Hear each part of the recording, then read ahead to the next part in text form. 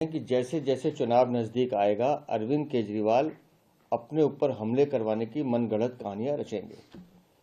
18 सितंबर 2024 को मैंने प्रेस वार्ता में ये कहा था कि चुनाव आने दीजिए, अरविंद केजरीवाल हमला भी करवाएंगे अपने पर और किसी न किसी से थप्पड़ भी लगाएंगे, और आज वो सामने दिखाई देता है।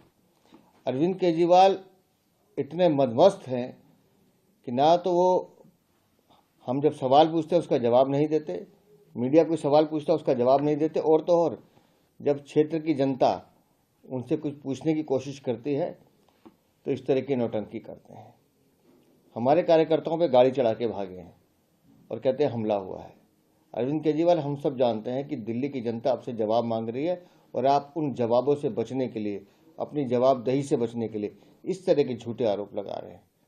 आज जो कुछ भी हुआ है ये अरविंद केजरीवाल आम आदमी पार्टी की अपनी एक साजिश है, एक मैं कहूँ तो सहानुभूति बटोरने का एक नाटक है, जो दिल्ली की जनता आपके इस नाटक को कई बार देख चुकी है। आप कभी थप्पड़ लगवाते हैं, कभी कुछ करते हैं, और दिल्ली की जनता जानती है। अभी तो आप जूते भी फिकवाएंगे, अभी तो आप अपने पे हमले भी करवाएंगे। ये जैसे जैसे चुनाव आएगा ये नौटंकी दिल्ली वाले समझते हैं अरविंद केजरीवाल।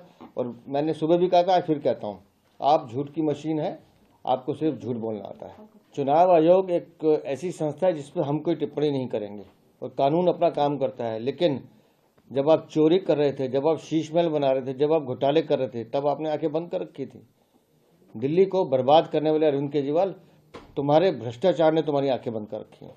तो फिर उस डॉक्यूमेंट्री को दिखाना चाहिए। अब मुझे नहीं पता क्या है उस डॉक्यूमेंट्री में, उसमें दिखाना चाहिए कि कैसे कोविड में अरविंद केजरीवाल ने लोगों को दिल्ली से भगाने का काम किया, कैसे शराब की नीति बदल के 2% से 12% करके 6% कमीशन, दलाली और पैसे खाने का काम किया, कैसे जल बोर्ड में 73,000 करोड़ का घाटा जो आज है उसमें चोरी और पैसे कमाने का काम किया, कैसे लोगों को गंदा पानी पिलाकर लोगों को मारने का काम किया, कैसे दिल्ली में सीवर की सफाई न करके लोगों को सड़कों पर मरने के लिए मजबूर छोड़ दिया, कैसे महिला सुरक्षा के नाम पर पैनिक बटन में घोटाला किया, कैसे शिक्षा के नाम पर 9th और 11th क्लास के बच्चों को फेल करके हमारे नौनिहालों की जिंदगी खराब की, कैसे अपने ही सरकारी अस्पतालों में नकली दवाइयां बेचकर पैसे कमाने का काम किया, कैसे मोहल्ला क्लिनिक में 65,000 फर्जी टेस्ट करा के उसमें पैसे कमाने का काम किया।